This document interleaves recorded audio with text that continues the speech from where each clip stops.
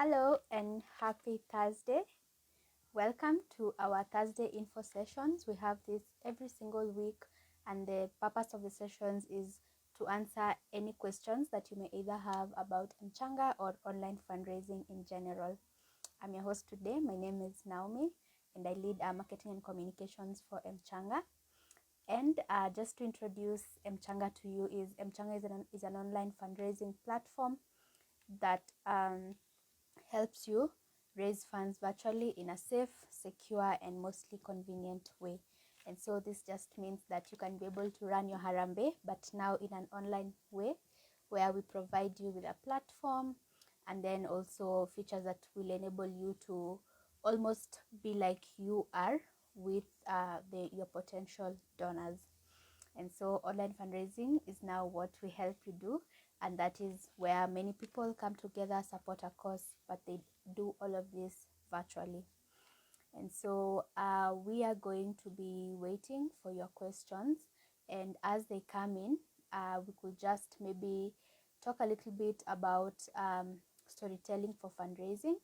But now what we have to do is kindly leave any question you may have about M-Changa or about online fundraising in the comment section, and we are going to answer those questions.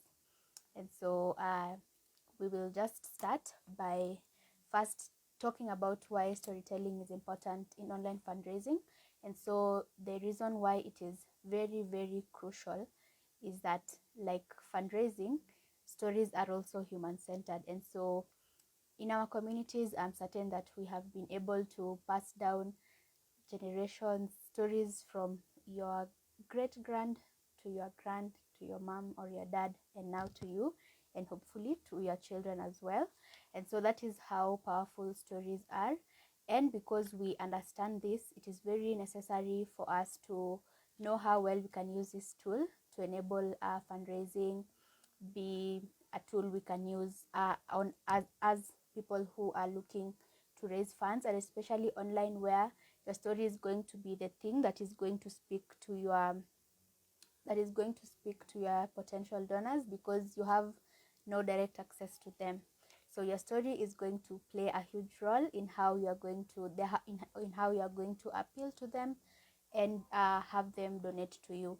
And so the first thing actually is for us to understand how much power, emotion, and appeal stories have. I know one of you has ever just gone online and then you see a story that has been about someone who's gone through something, or an organization that is going through something, and it touches you so much that you are prompt to give even though you don't know this person at all. And so that is the first thing that you should ensure your story has. Your story must have must have an appeal that is going to push someone to be able to donate.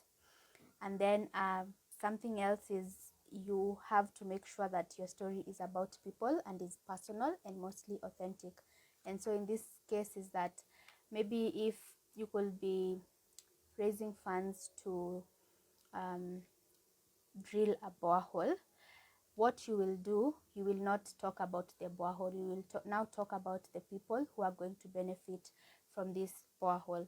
And so what that does is that it makes the story about the people. And so because the story is about the people, now I will be donating to the person, not to the cause.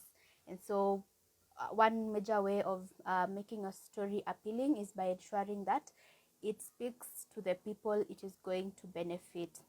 And then something else is to make sure that you mention the problem.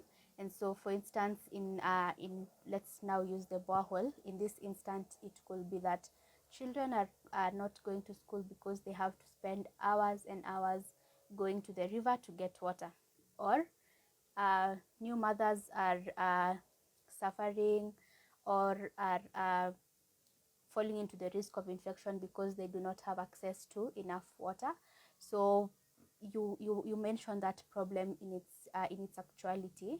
And then it's not just enough to mention the problem, you also have to mention why there is a need to solve it.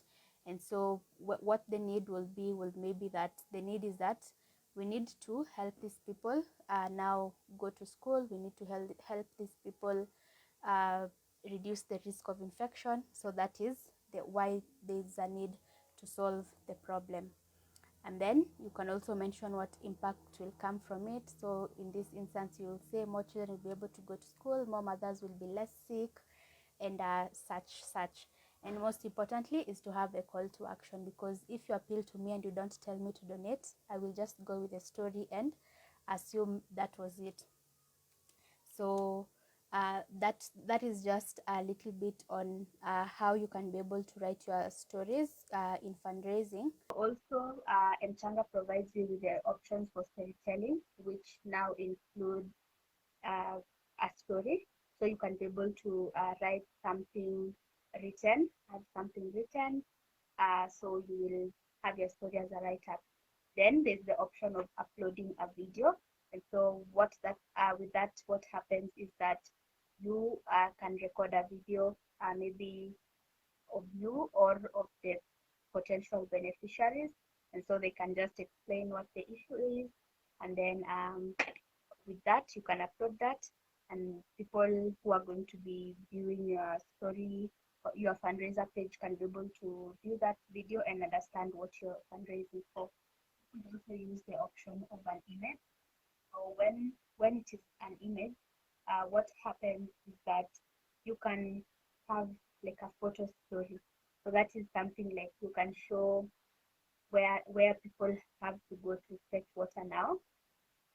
Explain that have a picture maybe of a child who's carrying a jerry can, and then explain show how having a borehole near the home is going to be easier and the proximity to the house. So you can use stories to tell your story. You can use photos to tell your story, and in that way convince the donor and make them understand what is happening.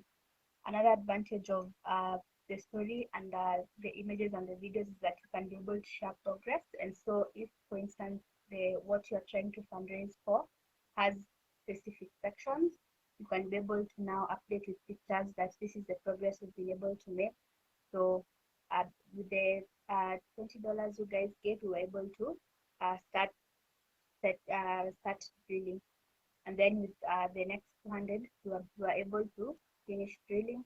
With the next $10, you are able to set up a water pump. So uh, stories can also be able to help you update your donors. And the beauty of updating your donors is that you are able to get their trust. And so in getting the trust, they're also willing to give more. And so maybe because we have about 11 minutes, as we wait for the questions, we can just run down on what we have learned about storytelling so far.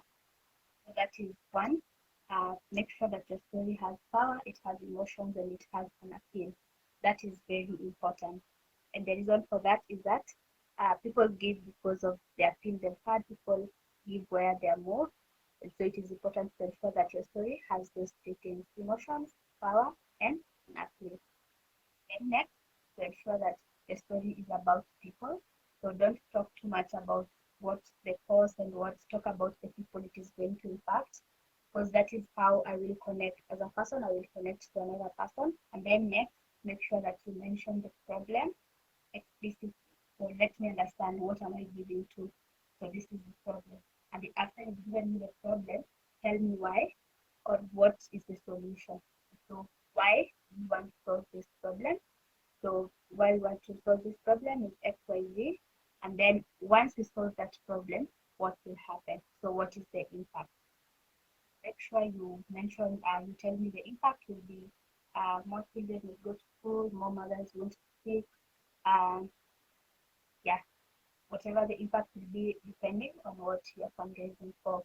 And then make sure you use the call to action, because you might give me a story, a very good story, but if you don't tell me what I'm supposed to say, I will not be able to. Yeah. So those are the points that we need to start telling people. And I believe now that was the end of it in terms of storytelling on my end. Now I can invite Michael to mention something about storytelling, if he has something about storytelling, and also something about M-Changa. for any information that he may need, guys. And if you have a question, yeah,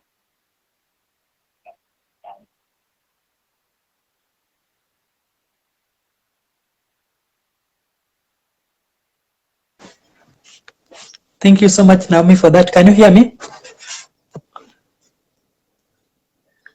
Okay, thank you. So I think you've really covered well about storytelling. And just to add to what you've said, that the strength or the power of a successful fundraising is really lies on the storytelling. Since most of the time these are crowdfunding or online fundraising where you'll not be able to meet all these people face to face for you to explain to them why you are fundraising. So if through the story, someone will be able to read and understand to why you are fundraising.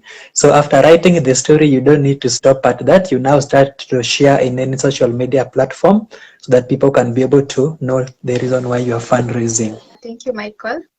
So I think since we are 5 minutes to time and we don't have any questions, we could end the session at that. And in case you have any questions that you would like for us to tackle, you can please feel free to send them either to our DMs here on Facebook. We're also on Instagram, on Twitter, on our email, support@changa.co.ke, or yeah, those are the main channels that you can be able to drop your questions, and then we will be tackling them on the info sessions. So we're going to be having this on Tuesdays or Thursdays, but we will communicate on our Facebook pages. And so you will be please feel free to join in whenever and ask the questions. We are here to answer you and to ensure that you get the best experience with M-Changa, and also as you raise funds online. So thank you for joining us. And so as you go and write your story, remember to have those tips that we've shared with you. Thank you and bye. Thank you everyone for creating time. Enjoy your evening.